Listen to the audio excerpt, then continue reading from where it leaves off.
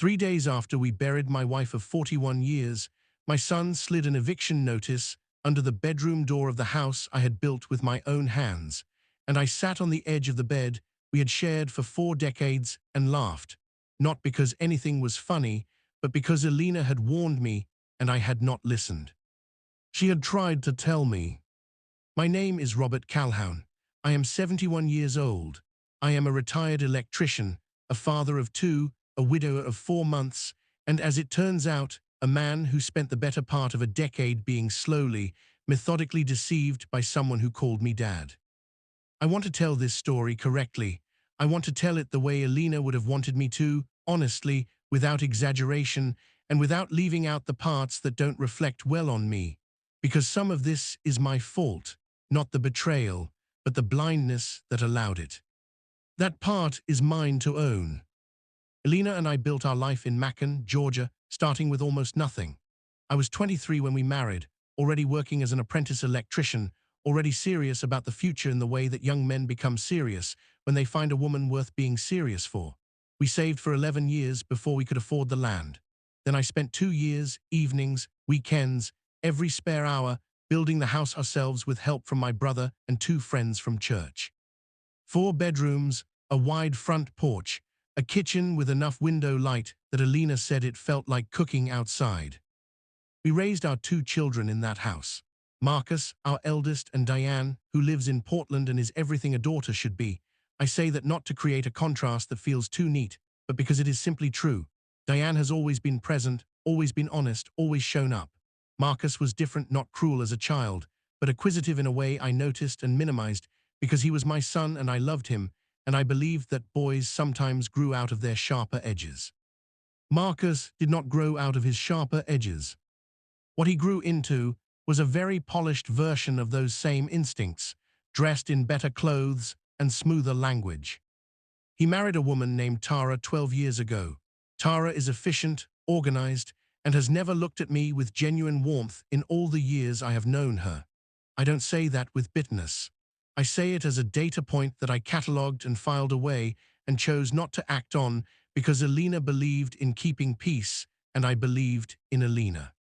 6 years ago, Marcus came to us with a proposal. He explained that he and Tara wanted to move back to Macon from Atlanta, that they were looking for stability, and that they had been thinking about the future, specifically our future. He said that he and Tara would like to move into the house with us. They would contribute to the household expenses. They would be there to help as Alina and I got older. It was presented as a gift, wrapped in the language of family duty and forward thinking. Alina looked at me that evening after Marcus left and said, very quietly, "Something about this doesn't sit right with me, Robert." I told her she was being uncharitable. I told her our son was trying to do right by us. I told her it would be good to have family close. She didn't argue. Alina rarely argued, but she had a way of going quiet that was louder than any argument she could have made. We added Marcus and Tara to the property deed 2 years into the arrangement, Marcus's suggestion, framed around tax efficiency and estate planning. I consulted a lawyer who told me it was legally straightforward.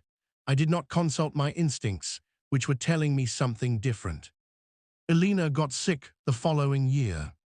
Pancreatic cancer, the kind that moves fast and takes everything. She was diagnosed in February and gone by October. Those 8 months were the most brutal of my life, and I will not spend much time on them here because they belong to me and to her and to the private geography of a marriage that lasted long enough to become its own country. What I will say is this. In those 8 months, Marcus and Tara became very interested in paperwork. There were documents placed in front of me during that period that I signed without reading carefully enough because I was sleeping 4 hours a night and sitting with my dying wife and existing in that specific fog that descends on a person when they are actively losing the center of their life.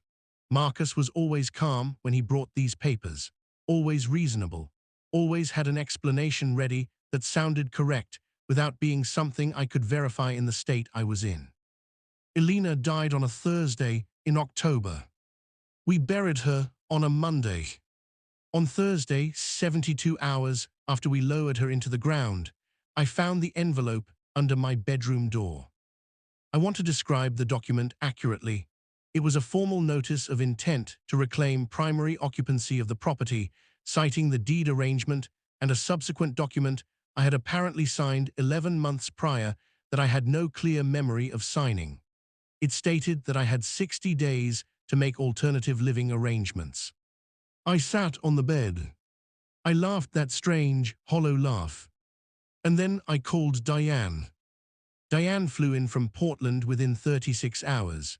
She is 44, works as a paralegal, and has the kind of methodical, precise mind that I now understand was always the appropriate response to Marcus, not the open-handed trust I had been offering. She went through every document in the house.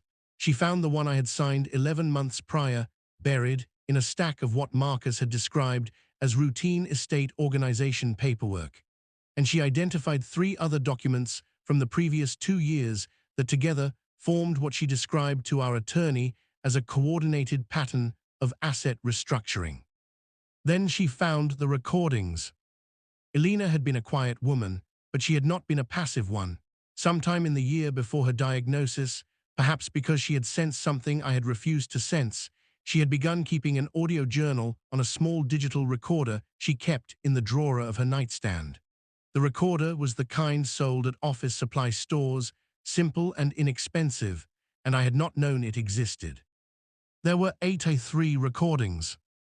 Diane sat with me for 3 days as we listened to them together. Elena's voice, coming out of that small device, was the most devastating and clarifying thing I have experienced in my 71 years. She spoke in the careful, measured way she always spoke. She documented conversations she had overheard between Marcus and Tara. She noted dates, specific phrases, financial figures that had been mentioned when they believed she was asleep or out of earshot.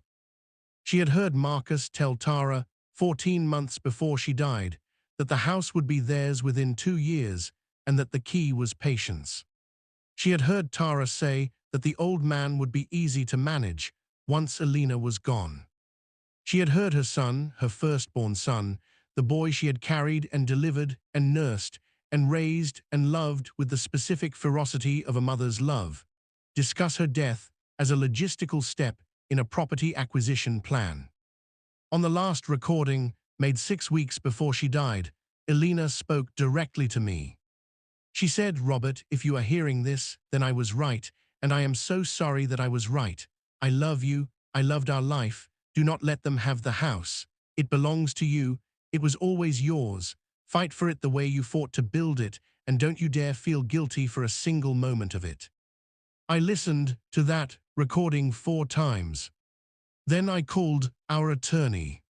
The legal process took 7 months. It was not simple, and it was not cheap.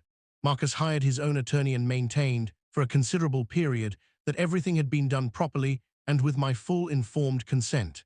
Our attorney submitted Elena's recordings as evidence of intent and pattern. A handwriting expert examined the document I allegedly signed 11 months prior and raised significant questions about the circumstances of its execution. Marcus settled before it reached a courtroom. He relinquished his claim to the property in full. He and Tara moved back to Atlanta. He has not called me since the settlement was finalized. I have not called him. Diane visits every 2 months. She sleeps in her old room and drinks coffee with me on the front porch in the mornings, and sometimes we don't talk at all, and that silence is the most comfortable thing in my life right now. The house still smells like Elena in certain rooms, in certain lights. I am not going anywhere. She made sure of that.